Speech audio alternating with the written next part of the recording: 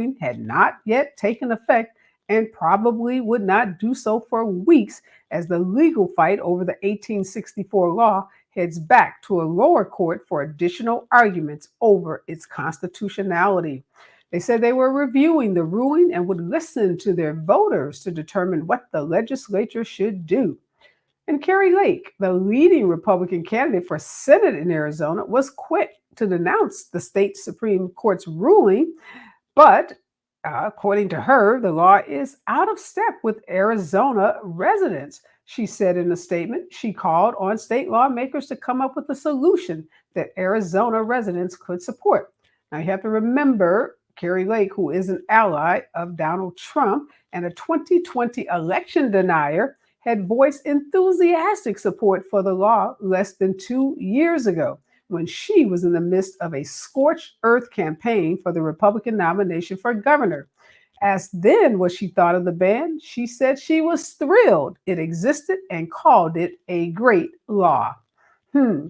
Israeli authorities have improved aid delivery to Gaza, but still need to do more. Now, this is according to President Biden.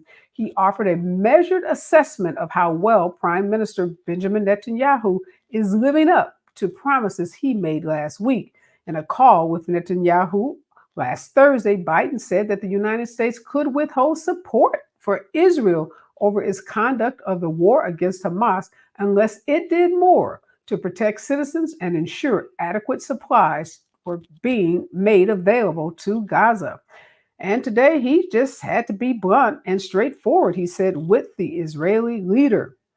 And a band of hard right agitators backed by former President Donald Trump revolted against GOP leaders today, blocking renewal of a powerful surveillance program that is set to expire next week and throwing the GOP-led House into chaos once again. 19 conservatives broke with Speaker Mike Johnson and his leadership team and voted down a rule.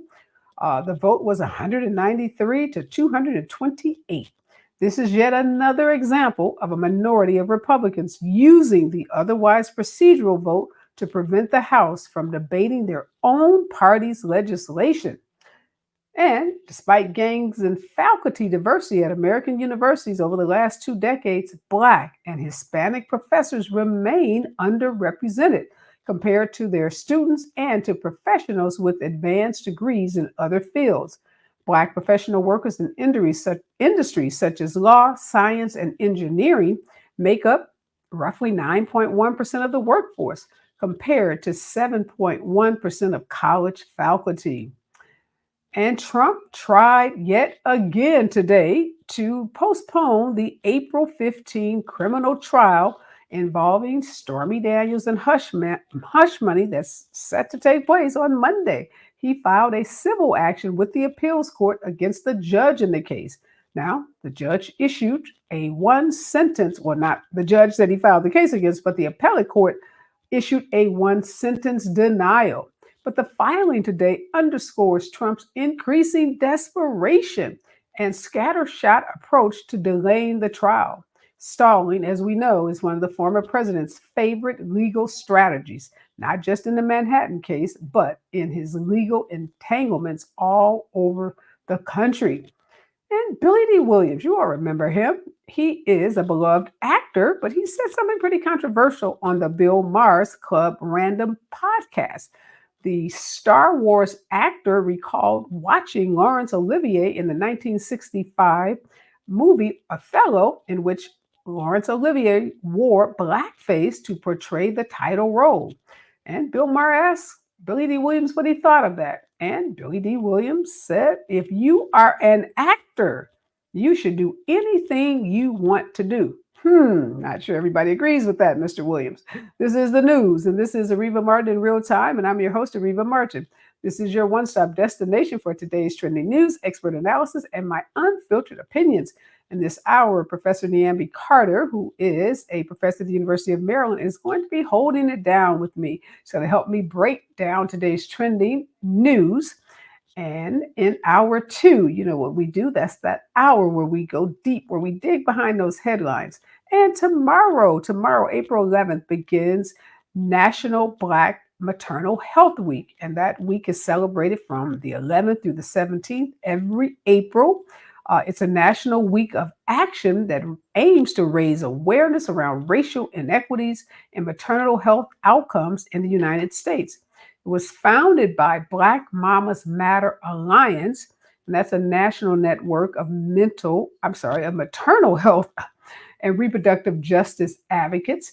And this week, we're going to be celebrating awareness, activism, and community building, and focusing on evidence-based solutions such as using Black midwives and doula care as a way to reduce the horrific Black mortality rate that we see with respect to women who go into hospitals and oftentimes don't come out when they're doing something as simple as what should be as simple as giving birth. Excited because in this hour, we're going to be joined by two national Black maternal experts and activists talking about what we should be doing and thinking as a community during this week of activism. But before I bring on my guest, here's what I'm thinking about in real time. Now, things are really, really heating up for Donald Trump. He has this April 15th trial happening in Manhattan, and no matter what he tries, the appellate court in New York keeps denying him. He has tried every motion possible to get the case thrown out, to get the venue changed from New York, to get the judge dismissed. I mean, you think of it, he's done it. And that's his strategy. File every motion, leave no rock unturned, even if these motions are frivolous, even if they have absolutely positively no merit. You can count on Donald Trump and his team of very highly paid, if they are paid, but we know they charge, highly charging lawyers to file the motion. And in this case, this appellate court in New York keeps telling Donald Trump the same thing. The answer is no. Get ready, show your butt up on Monday in this small, less than glamorous courthouse in Manhattan and face the music, face the consequences of your actions. This is going to be probably one of the most watched and followed trials of our history because it is the first time that a sitting or a former president who's trying to become a sitting president again has been on trial for criminal, not civil. So this isn't about money damages. This isn't about 80 million or even 454 million. This is about guilt or acquittal. So whether you are found guilty or you are acquitted, this is about serving time. And we've never had a former president of the United States have to sit in a trial. And when you are a criminal defendant, you have to be there each and every day. So we know Donald Trump is going to try to make the best of it in terms of using the court dates and the court days as publicity opportunities because he's going to be off the campaign trail. He will have no choice but to try to convene, media and reporters on the courtroom steps. But still, there's going to be this visual of a former president having to be having to answer to criminal charges. And as that's happening, the Supreme Court is also getting ready to hear oral arguments in Trump's presidential immunity case. You remember that. He filed an action with the Supreme Court asking it to delay yet again the case that's been filed against him in a New York Federal District Court by Special Counsel Jack Smith. This has to do with his efforts to try to overturn the legitimate 2020 election results. So Trump, again, to delay that trial, went to the Supreme Court, and many experts, me included, believe the Supreme Court is slow walking its decision. Donald Trump has asked for this sweeping declaration that as a former president, he's somehow immune from all criminal prosecution. And if the Supreme Court disagrees, which they shouldn't have even taken the case because the appellate court for the DC district had already determined that his arguments are non-meritorious. And there was no reason for the Supreme Court to take this case up other than to give more privilege and more priority to Donald Trump than any other litigant in our system would ever get. And rather than issue a quick decision, they have drawn it out. But you know what? Things come around. And here we are getting close to the oral arguments in that case. And here's what some of Trump's buddies have done. Some of his buddies, in order to address some of the ridiculousness in his case and in the argument he's making before the Supreme Court, Some of his allies are working to tamp down any concerns that the Supreme Court justices may have about one of the more absurd and disconcerting arguments offered by one of Trump's lawyers. And his argument is that a president would have to be impeached and convicted in Congress before he could be prosecuted. And if he were to hypothetically order the assassination of a political rival, it wouldn't matter. He still couldn't be prosecuted in our judicial system, in our court system. That would have to be prosecuted in our Congress. And we know impeachment, you have to be impeached in the Congress and then removed by the Senate.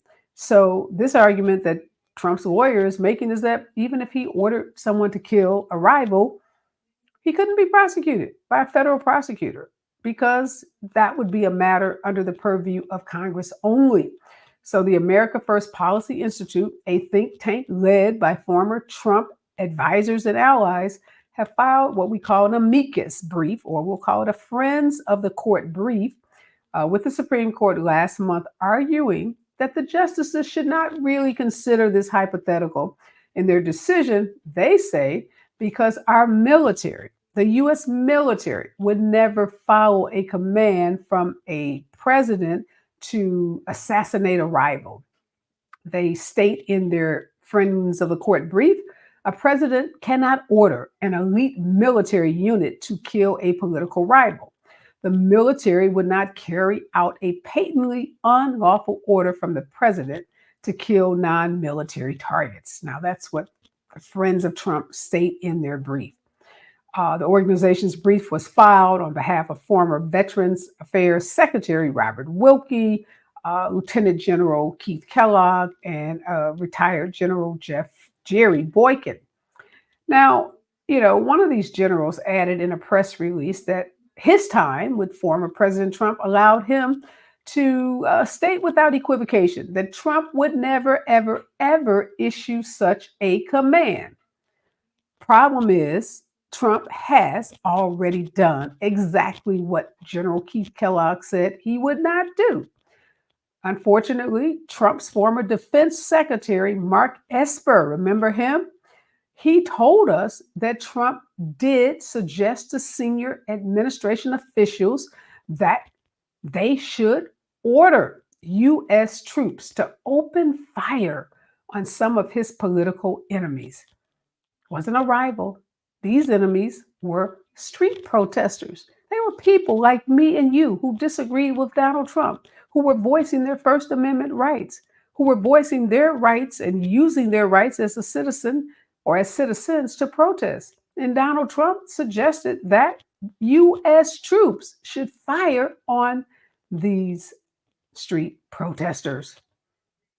I mean, this is so ridiculous. First of all, the fact that we've got to try to assure justices that Donald Trump doesn't mean he would try to take out his rivals. A former president, really? Is that what this country has stooped to? And more importantly, he's already suggested that protesters should be shot by the military. So any argument that we should not take seriously that he would try to order the military to shoot a rival is a losing, or should be a losing argument. We better start taking Donald Trump at his word and stop trying to make excuses for him. Stop trying to reinterpret his language. He says what he means, and he means what he says. And hopefully, Clarence Thomas, Justice Alito, and the other conservatives on the Supreme Court will not continue to make excuses and give Donald Trump every privilege that no other human being in this entire country has the benefit to receive. Stay with us. More of today's breaking and trending news when we come forward right here on KBLA Talk 1580. You're listening to Areva Martin in real time on KBLA Talk 1580. On your period, sudden gushes happen without warning. But now you can say goodbye to stand-up gush fears thanks to Always Ultra Thins with rapid dry technology. It absorbs gushes 2 times faster than the leading store brand and gives you up to 100% leak-free protection. Hello, clean and comfortable with always Fear No Gush. The Supplemental Security Income Program provides monthly payments to help meet basic needs, like putting food on the table, paying the rent, or buying new shoes for growing feet. You may qualify if your income and financial resources are low and you are 65 or older, or an adult or child with a disability or who is blind. Call 1-800-772-1213 or go to ssa.gov/SSI to start to apply. Produced by Social Security at U.S. taxpayer expense. Psst. Hey, I have a secret. I use Secret Whole Body Deodorant because more than just my armpits stink. Oh, can I use it where my bra rubs under my... Oh, yeah. And what about down there? You know, my... Totally. 4 out of 5 gynecologists would recommend it. So I tried it, and now I get 72 hours of freshness from my pits to my... Ooh, I love that it's a spray. Me too. And it comes in sticks and creams too. Go get your Secret Whole Body Deodorant. KBLA Talk 1580. We've got a lot to talk about. KBLA Talk 1580, connecting you with services and solutions. Stay Housed LA has the resources you need to know your rights and the legal support to back them up. The COVID-19 pandemic has cost people their jobs and livelihoods. This has left an estimated 1/3 of households not being able to make rent and facing losing their homes. This is a fear no one in our community should have to face. You have rights, though, and Stay Housed LA is here to help. Stay Housed LA is a partnership between the County of Los Angeles, the City of Los Angeles, and local community and legal service providers. Together, they provide tenants with the information and support needed to exercise their rights so they can remain safely in their homes. Find out more about your rights by participating in a virtual tenant workshop. Get the legal assistance you need. Find additional resources in Los Angeles County and the City of Los Angeles. Stay connected to Stay Housed LA County for updates. This and more at stayhousedla.org. Stay connected to Stay Housed LA for updates. This and more at stayhousedla.org. That's stayhousedla.org. Or call their hotline at 213-694-0040. We've got your black with a community call to action from KBLA Talk 1580.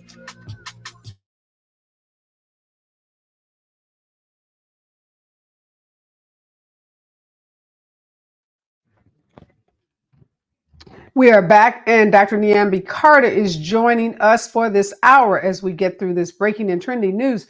I want to start, Dr. Carter, this Friends of the Court brief filed by these former Trump advisors and allies. Literally, they're having to say to the Supreme Court, when one of Trump's lawyers makes the argument that even if he ordered the assassination of a political rival, he couldn't be held accountable in our judicial system, it would have to be referred over to Congress for impeachment. They're saying, don't really take that argument too seriously because, of course, such an order would be illegal and our elite military wouldn't follow it.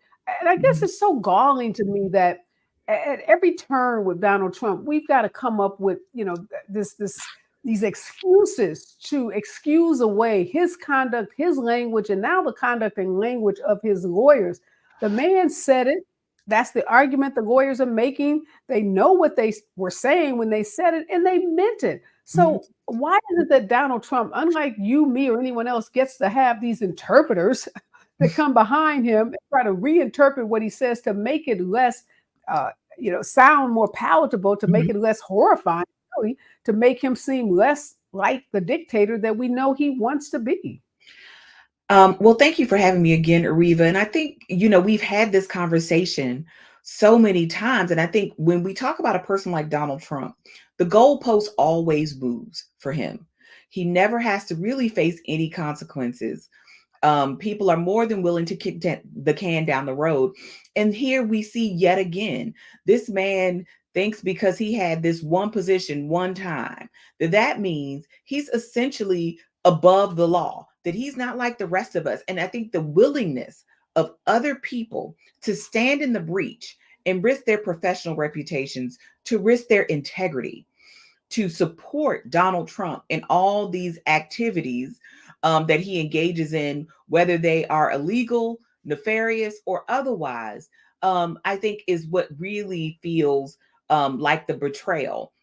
Because Donald Trump has always been very clear about what he is going to do, and that he doesn't have any limits, that he really doesn't respect the office or what governance actually requires, what leadership requires of us. He's already said that, but that you have all of these people who really should be standing in the breach trying to protect the rest of us, willing to then say, oh, wait, he said that, but he was just being inartful. This man has Ivy League degrees. He has had the best education that most people can be afforded in this country. He is not a dumb man. Yet you have all of these people treating him like he's a 12-year-old incapable of expression.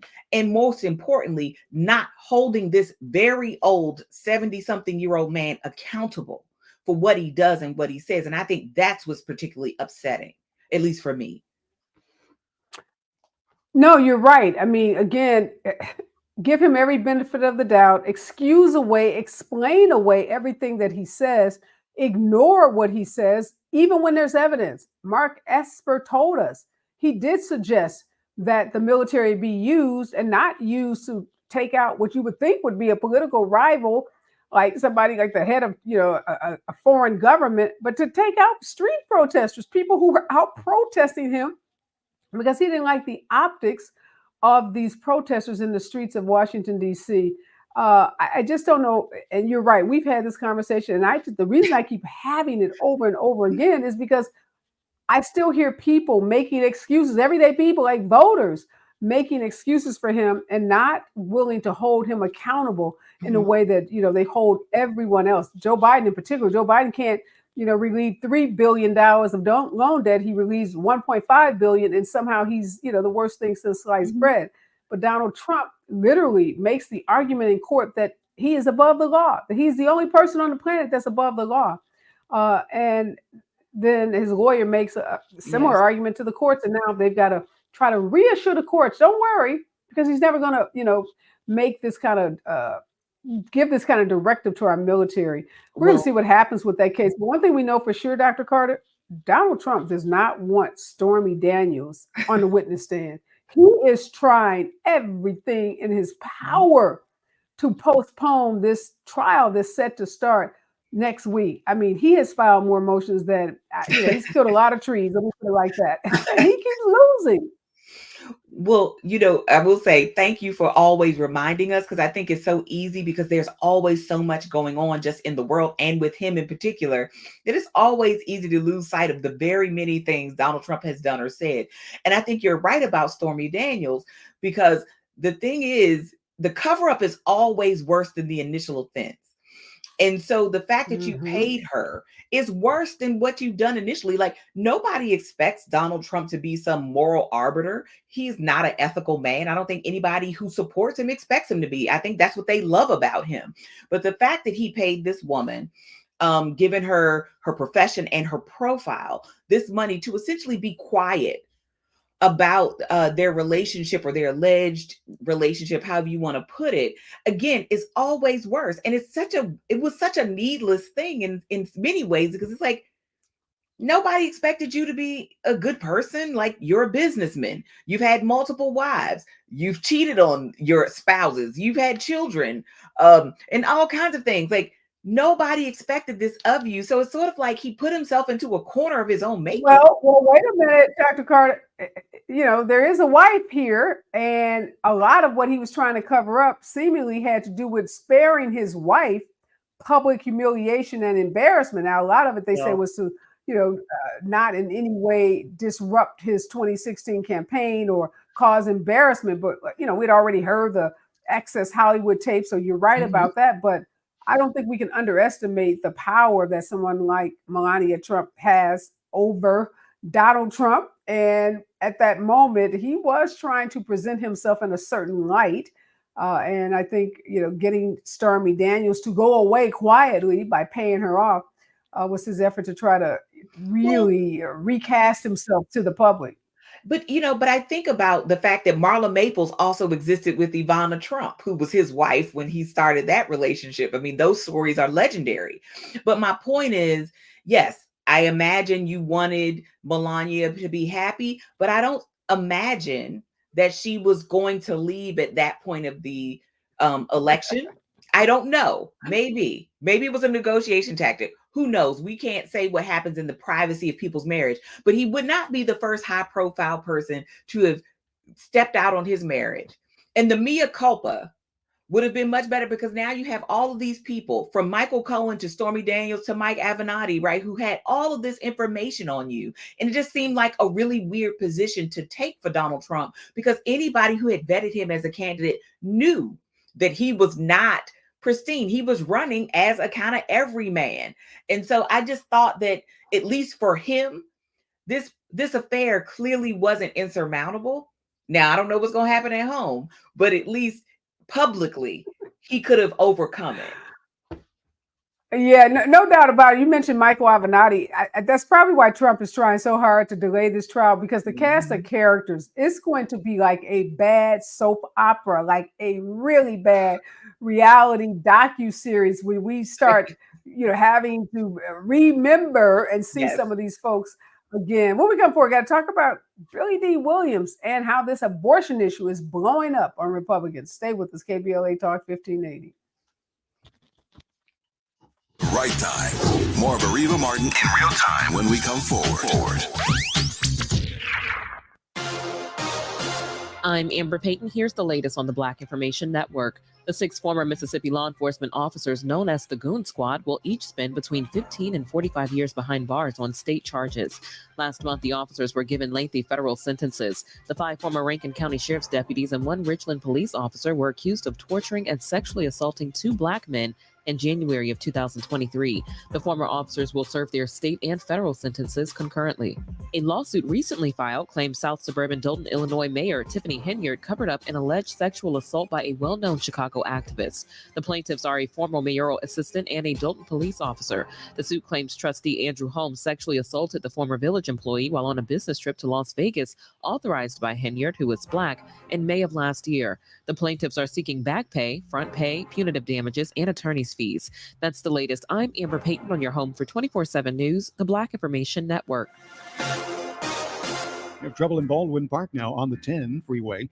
Eastbound before the 605, broken down car sitting in the right lane waiting for help. Things are stopped from Baldwin Avenue, but overall it's stop and go from around the 5. In Commerce, we had trouble for the 710 freeway southbound before the 5. Crash blocking the left lane, stopping you from the 60 freeway, and a SIG alert in Irvine for the 405 northbound at Sand Canyon. 3-vehicle crash blocking the carpool and left lanes. True Green is the easiest and most affordable way to get a beautiful lawn. All you have to do is water and mow. And to top it off, when you sign up for an annual plan by April 20th, you get 1 application free. Call or visit truegreen.com today. Restrictions apply. This is the KBLA Sports Minute with Ray Richardson. The final TV ratings are in. For the first time in the history of NCAA basketball, the women's national championship game outdrew the men's title game. The Iowa-South Carolina game on Sunday attracted a record 18.7 million viewers. The UConn-Purdue men's title game drew 14.8 million.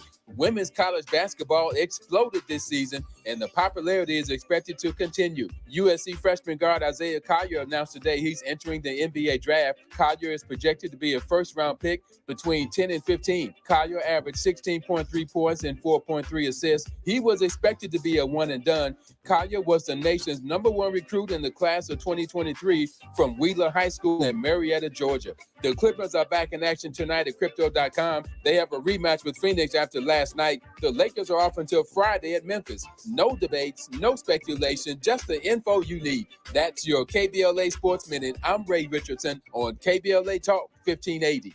Yeah, y'all, come on. Pick up the drums. At KBLA Talk 1580, we fight the power every day. Yeah, gotta give us what we want. Gotta give us what we need. Hey. I listen to KBLA and I love the commercials. I know what the commercials mean. I also, if I'm looking and trying to figure something out, I need something to talk to me that might hit me. And it happens on TV because, every time they show a sporting event, they got the pharmaceutical companies back to back telling people how to fix the sickness on the same stuff that they sell them. So we get it. Yep, we get it too, Chuck D. And that's why at KBLA Talk 1580, we don't black down. Drop it! Our freedom of speech is freedom of death. We got to fight the powers that be. Fight the power! Fight the power! We asked seniors how to prevent Medicare scams. My best advice, if you get a phone call, do not talk to the person. These people are well trained. Don't talk to them. They don't know me. They're just trying to scam me. Don't be fooled. Hang up.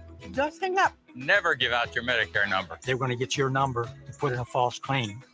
If I get a call from someone, I don't pick up the phone. And should I pick up the phone and they ask for information, then I hang up.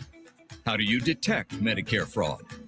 Just like I check my credit card statements, I check my Medicare statements monthly. Scammers can get a hold of your number, order medical devices through your account, and you're not even going to know about it if you don't look at your statement. Check your statement every month. If you get your statement and you see something that you know you did not have done, you report it. Call your senior Medicare Patrol. To report Medicare fraud, call the Senior Medicare Patrol at 855-613-7080. It's the celebration of a living legend. It's the Farewell Tour. It's Maze featuring Frankie Beverly. Thank you for the love. Also featuring the soul icon, Anthony Hamilton. Plus, After 7. It's a Mother's Day celebration, May 12th in the Kia Forum. In commemoration, come in your all white. Get tickets at Ticketmaster. Presented by the Black Promoters Collective. You're listening to KBLA Talk 1580, where climate is king. Climate is king. We've got a lot to talk about. I'm Reverend Gerald, the life coach. Is someone you love struggling with addiction and mental illness? Is improving your family's health important? Want to leave a legacy that your family can grow? Are you ready to enhance your perception of life experiences? Then wake up weekends at 7 a.m. with Urban Family Focus and get the wisdom, opportunity, resources, and motivation to live your best life. Join the conversation on Urban Family Focus Saturday and Sunday at 7 a.m. Unapologetically progressive. KBLA Talk 1580. We've got your black.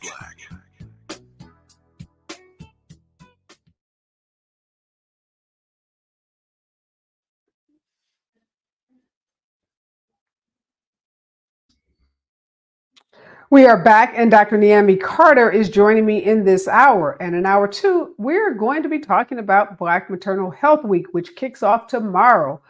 Every second week in April, we acknowledge Black Maternal Health Week. We use that week to raise awareness and to talk about how we can better support Black birthing persons. I'm going to be joined in hour 2 with 2 experts on Black maternal health, talking about some of the latest innovations, what's happening around the country, and what we all should know about what happens when Black women give birth in this country and what we can do to make that process safer. So make sure you stick around for hour 2.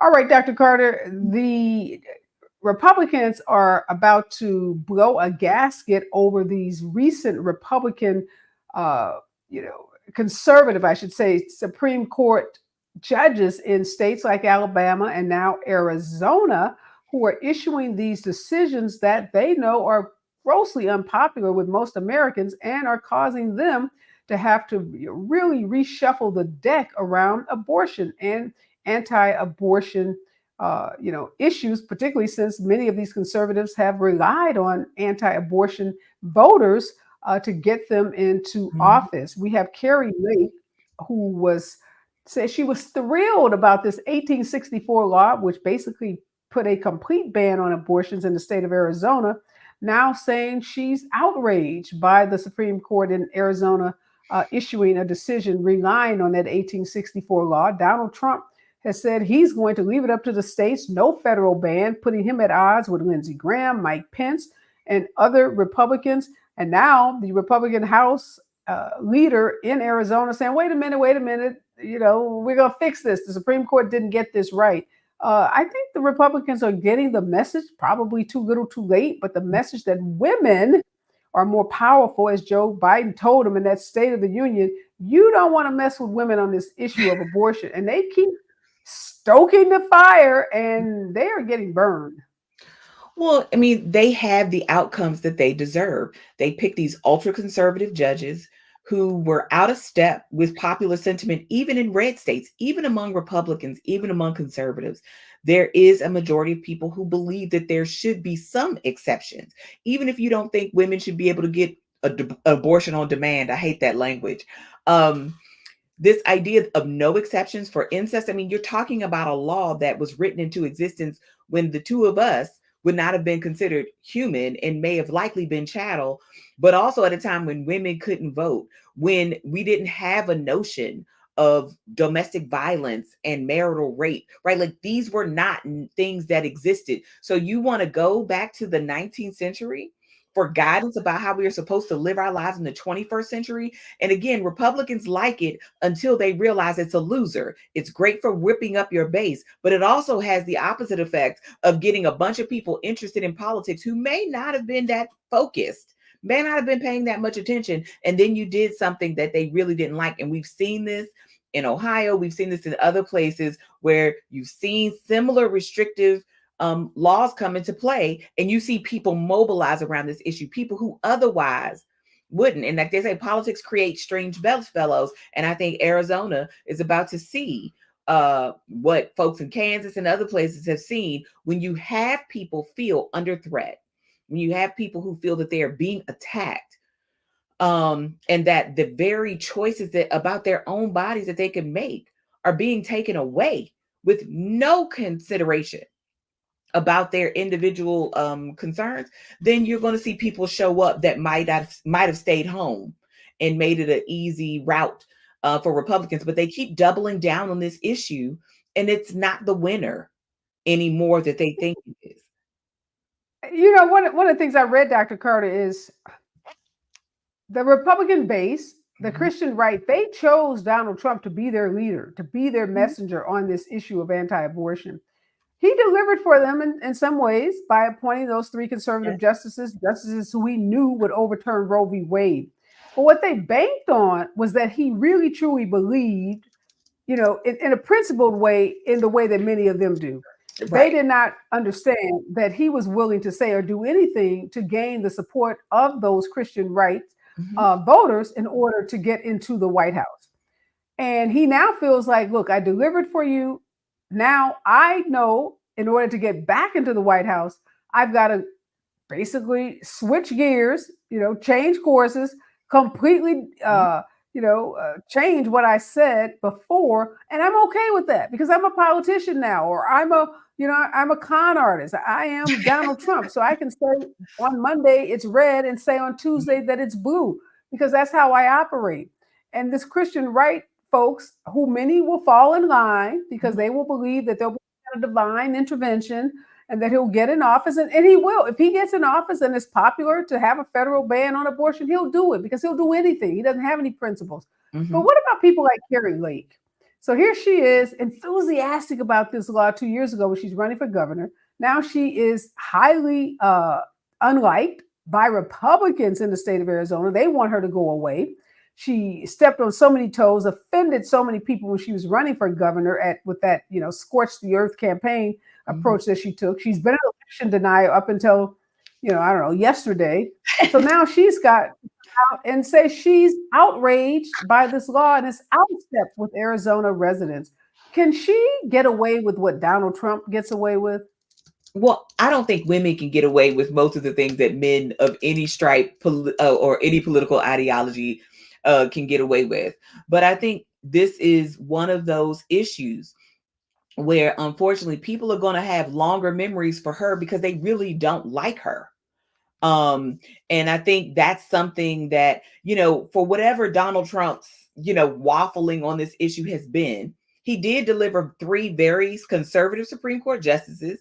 They did deliver the Dobbs decision. So while he's saying, I won't sign a federal ban because I believe in states' rights, which I think is a conservative position to have, he gave them something tangible. I think Carrie Lake, I mean, it's sort of like you want to talk out of both sides of your mouth on this issue. And again, we don't like you. It's not clear whether people even believe in her sincerity around the stances that she took. I mean, she said what she needed to say to win. And in a place like Arizona, tying yourself to Trump can do that for you. But I think the thing about Carrie Lake is people just don't like her. So she could say anything at this point, and I don't think that the Republicans would come running for her. I think they're over her. I think she has been She could not build bridges. I think even for a state like Arizona, which is conservative, there are some important constituencies that she has not really reached out to, like Latinos in that state, right? To bring them into Well, the everybody hates her because when she was running for governor and she thought Donald Trump was the ticket, she was going just all in, in the kind of racist, homophobic, xenophobic language that he uses, and literally torching fellow Republicans. I mean, I think she thought she was going to be vice president. I mean, she's had a lot of high ambitions, most of which have not come true. Article after article talk about her going to other Republicans trying to apologize, saying that she's sorry, offering, some kind of a peace offering, and them rejecting her, saying, no, you are not genuine. As you said, you are not sincere. We cannot trust you. You say whatever you think people want to hear to get elected, and we don't want you in office. Yes, she has a real likability issue, and hopefully it will inure to the benefit of Democrats. And this flip-flopping on abortions, I think a lot of Republicans are going to find themselves in a lot of trouble. They're not going to be able to lie their ways out of stances that they've taken because they're on the record. We have videotape, we have audio tape of their positions. And for them now to try to change their tune on this, I think it's too little too late. And hopefully voters, we know voters are a lot smarter than that. When we come forward, I got to talk about beloved Billy D. Williams. He stepped out with a very, very controversial statement that has a lot of Black folks in particular scratching their heads. Stay with us, KBLA Talk 1580. Real time. You're listening to Areva Martin in real time on KBLA Talk 1580. There are many healthcare organizations serving our community. Not all are dedicated to community partnerships that educate, build trust, inspire hope, and improve outcomes. Providence has a robust community outreach program and has dedicated $50 million over the next 5 years to support organizations addressing health disparities in local communities of color. Examples of this commitment include the Biddy Mason Community Wellness Center on the First AME campus, providing medical screenings, mental health therapy, nutrition, and culturally sensitive holistic classes. The Black Mamas Glowing Peer Support Group that focuses on maternal mental health, birth planning, and social support. Providence is committed to building trusted partnerships with community organizations to better understand and dismantle structural, racial, and cultural barriers to better health. During Minority Health Month, Providence is sponsoring Health for a Better World. Informative conversations with Providence health professionals on Urban Family Focus every Saturday in April at 7 a.m. To find a Providence Health System facility near you, log on to providence.org. If you love to travel, Capital One has a rewards credit card that's perfect for you. With Venture X, earn unlimited double miles on everything you buy and turn everyday purchases into extraordinary trips. Plus, receive premium travel benefits like access to over 1,300 airport lounges where you just check in and chill out. Open up a world of possibilities with Capital One. What's in your wallet? Terms apply. Lounge access is subject to change. See CapitalOne.com for details. KBLA Talk 1580. We've got a lot to talk about. KBLA Talk 1580 believes in community empowerment through the arts. Tia Chucha Central Cultural is on a mission to transform community in the Northeast San Fernando Valley and beyond through ancestral knowledge, the arts, literacy, and creative engagement. The Northeast San Fernando Valley has a population of about 500,000, the size of the city of Oakland, yet it has no bookstores, art galleries, or full-fledged cultural spaces until Tia Chuchas opened its doors in 2001. Founded by renowned poet and activist Luis Rodriguez, Tia Chuchas Cultural Center provides a year-round free or low-cost arts and literacy bilingual intergenerational programming in mural painting, music, dance, writing, visual arts, healing art sessions, and healing talking circles. Activities also include Mexica, Aztec dance, indigenous cosmology, philosophy, and 2 weekly open mic nights, one in Spanish, the other in English. In addition, they host author readings, film screenings, and art exhibits. To express yourself, heal yourself, attend an event, or volunteer, please visit www.tiachucha.org. That's TIACHUCHA.org. This is a community call to action from KBLA Talk 1580.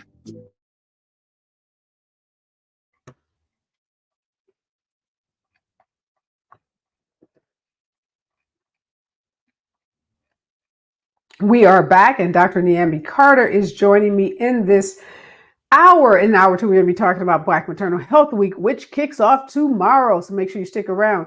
All right, Dr. Carter, Billy D. Williams. Who doesn't love Billy D. Williams? He's fine. He's Yes. fine. He's fine. He's fine. He's an amazing actor.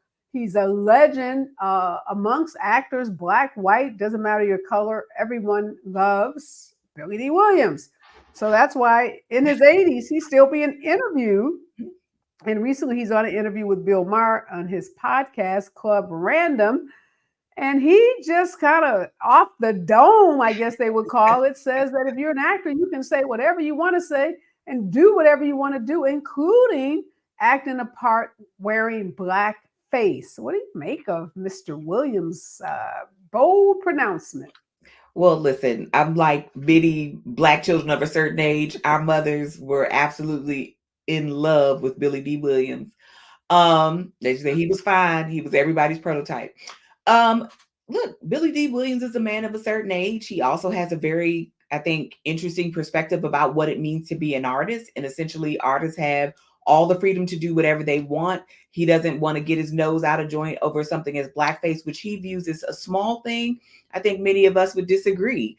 He has the right to feel what he feels. And I think because he is a legend, nobody's ever going to, cancel Billy D or anything like that. But I think on this one, I think we have moved past blackface and we can actually act, and we don't need to embody a character's every sort of visage, right? Like they don't have to be 6 feet tall and blue-eyed because that's what it said. Like people are here to act. And I think we've seen that with sort of cross-racial castings, colorblind castings.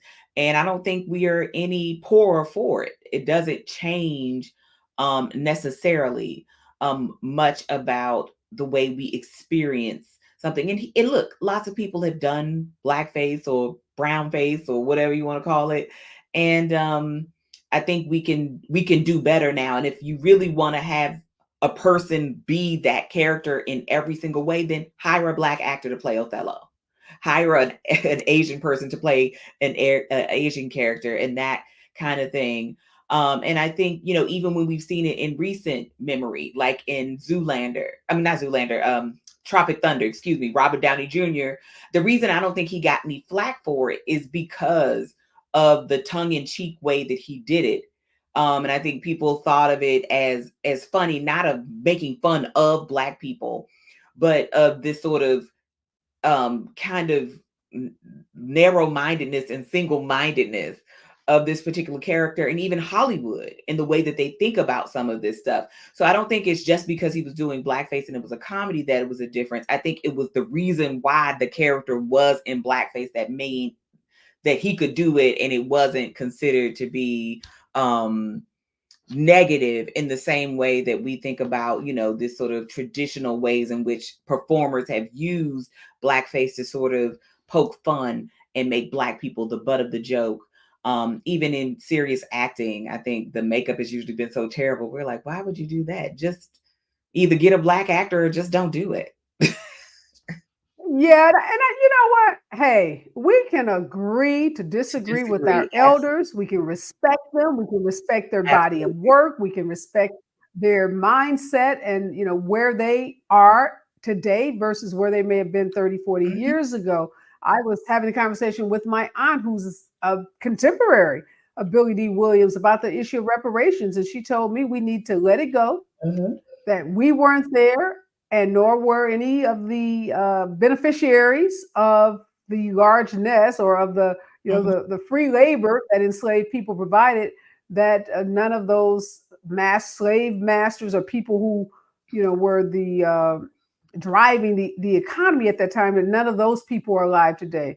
And we started to get into it, and then I had to pull back and respect that she is looking at this matter through the lenses of someone who was taught and trained to not make a lot of waves, to be compliant in a lot of ways. And that race is a very different topic for someone who had to cross the street when they, saw a white person, or had to be deferential to a white person simply because the person was white. So we do have to acknowledge that our ancestors, our elders have had different experiences, right? Different lived experiences that may inform their opinions. And, it's not our job to try to, at least not in a forceful way, right? Change their mind. We're not Right, going to in change a their mind. nice, gentle, soft way. But if you see you're not going anywhere, you just change the subject and keep it moving. So, all right, Billy, we're just glad you out there working and getting interviewed, and that you're alive and healthy. We're just happy that you laid the foundation and opened a lot of doors for Black actors today. And we're gonna just ignore that statement about blackface. Real quickly, I got to ask you about these Republicans. Not only are they blowing up on this abortion issue, seems like Mike Johnson might be a short termer, a lot like short, like next week or two. He is really, really irritating the Republican, the ultra Republicans in his House. He continues to put bills forward that they are not interested at all in passing. And even if it is a GOP sponsored bill, is he not getting the memo that they're not there to govern? They are there to disrupt. That's all they do. They don't govern. They don't pass laws. They just whine and complain and disrupt.